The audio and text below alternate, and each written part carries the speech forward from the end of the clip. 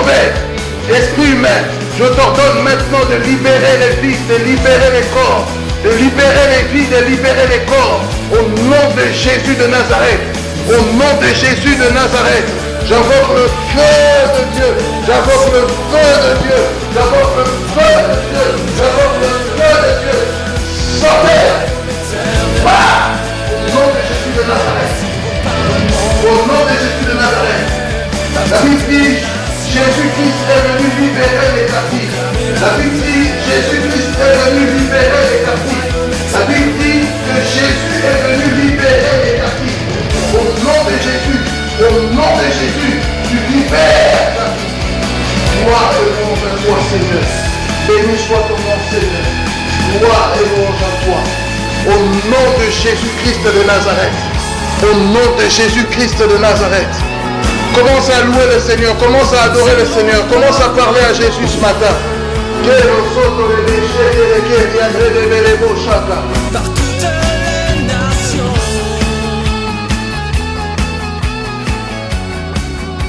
proclame la nouvelle.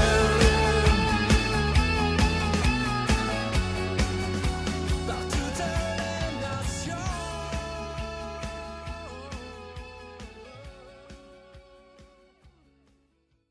Sur lui, il avait la grâce de Dieu sur lui, mais il s'est retrouvé bloqué en prison. Amen. Ça, c'est une caractéristique de l'onction. Il faut que tu arrives à supporter les difficultés. Est-ce que vous me suivez? La dynamique de l'onction. La Bible dit ceci. On l'a lu, je ne vais pas vous le redire. Je retourne dans mon verset, Actes chapitre 1, verset 8. Vous recevrez une puissance, le Saint-Esprit survenant sur vous, et vous serez mes témoins en Judée, dans la Samarie, en Jérusalem, jusqu'aux extrémités de la terre. Jésus va employer le mot « vous serez mes témoins ». Acte chapitre 1, verset 8.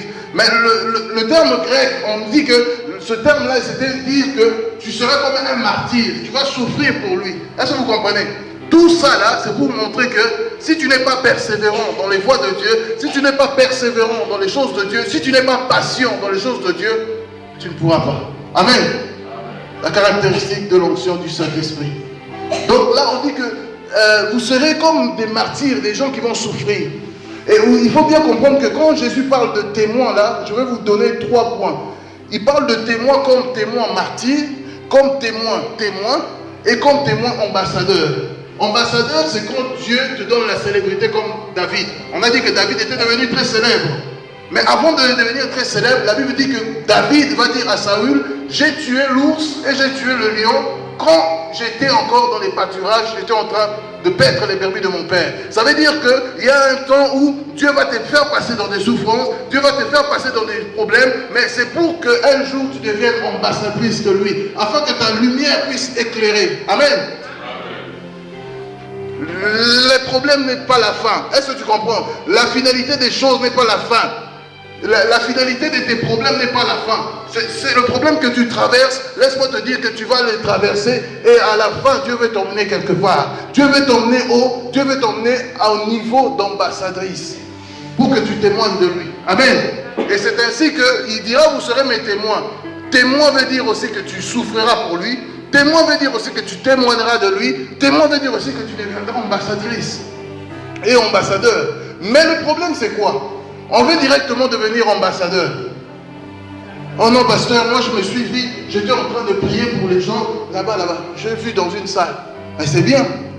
Mais avant d'arriver dans une salle, Joseph aussi avait eu des rêves, des songes dans sa jeunesse. Mais c'est plus tard, 17 ans, 18 ans, voire plus de 15 ans plus tard, que Dieu va se révéler à Joseph pour l'établir.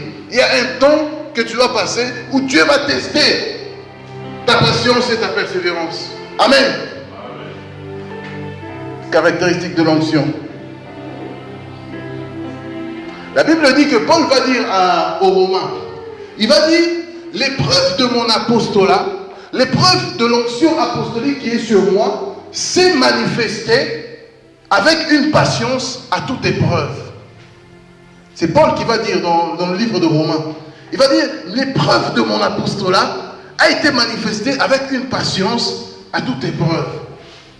Il avait l'onction apostolique sur lui, il était apôtre du Seigneur, mais il va dire aux gens, excusez-moi, Romains chapitre 15, verset 18. La Bible dit, Paul va parler, il va dire, car je n'oserais mentionner aucune chose que Christ n'ait pas faite par moi pour amener les païens à l'obéissance, par la parole et par les actes, par la puissance des miracles et des prodiges, par la puissance de l'Esprit, en sorte que depuis la Jérusalem jusqu'en Judée, j'ai abondamment répandu l'évangile de Christ. Et je me suis fait honneur d'annoncer l'évangile là où Christ n'était point nommé. Amen. Donc Paul va dire, l'épreuve de mon apostolat a été manifestée avec une patience à toute épreuve. Amen. La Bible dit aussi ceci. Quand vous êtes tenté par Dieu, avec la tentation, Dieu vous donnera les moyens de vous en sortir. Amen. L'onction aussi fait quelque chose. Quand tu es tenté, l'onction du Saint-Esprit t'aide à sortir de cette tentation. Il t'aide à supporter cette tentation. L'onction t'aide à sortir de cette tentation ou t'aide à supporter. Comme la même chose que Joseph était en prison. Quand Joseph était en prison, l'onction était sur lui. Il arrivait à supporter cette souffrance. Amen. Est-ce que vous comprenez? La Bible dit que Jésus-Christ a souffert à la croix, mais la Bible dit que le Père, heureusement, le Père lui a envoyé son esprit. Est-ce que vous comprenez?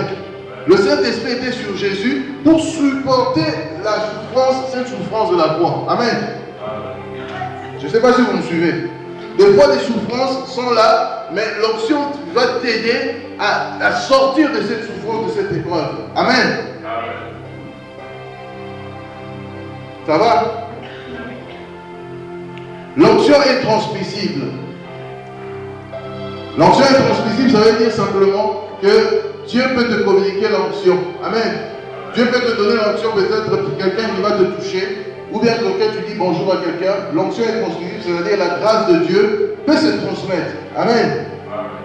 La Bible dit que Paul va dire, cette fois-ci on va le prendre, Acte chapitre 19, verset 11 nous dit, et Dieu faisait des miracles extraordinaires par les mains de Paul, au point qu'on appliquait sur les malades des linges ou des mouchoirs qui avaient touché son corps, et les maladies les quittaient et les esprits malins sortaient.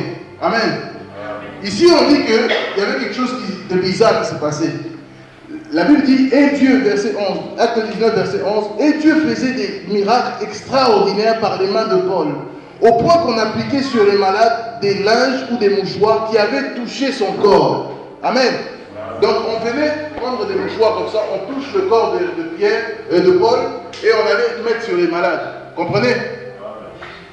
On prenait les mouchoirs comme ça, on touche le corps de Paul, et on allait mettre sur les malades. Est-ce que vous me suivez? C'est ça que la Bible est en train de dire ici. Et Dieu faisait des miracles extraordinaires par les mains de Paul, au point qu'on appliquait sur les malades des linges ou des mouchoirs qui avaient touché son corps. Et les maladies quittaient, et les esprits, et les esprits malins sortaient. Vous comprenez? Là où il y a l'onction, les esprits malins sortent. Vous comprenez? Vous me suivez? Donc l'onction du Saint-Esprit est transmissible même par les mouchoirs ou le linge. On dit ici, verset 12, au point qu'on appliquait des malades des linges ou des mouchoirs qui avaient touché le corps de Paul. Amen. Vous me suivez? Si vous voulez que je vous le fasse, je peux vous le faire. Amen. L'onction grandit dans la prière personnelle. Voilà, maintenant on va rentrer on va finir. On finit là. Donc, comment faire grandir l'onction?